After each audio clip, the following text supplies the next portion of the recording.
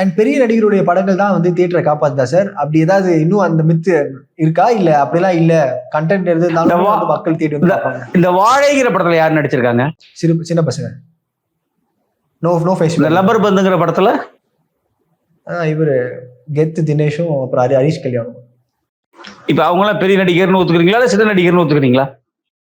Tyre 2 tier 3 அப்படின்ற மாதிரி sir அவங்க. Yes, tier 2 tier 3. அப்ப டயர் 2 படம் நல்லா இருந்தா ஓடுது இல்ல, டயர் 3 நல்லா இருந்தா ஓடுது இல்ல. குடும்பஸ்தன்ல யாருங்க ஹீரோ? குடும்பஸ்தன்ல யார் hero? Manikandan sir.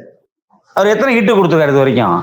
Our back to back 3 hit கொடுத்துருக்காரு. குட் நைட், அப்புறம் லவ்வர், அப்புறம் இந்த படம் சார்.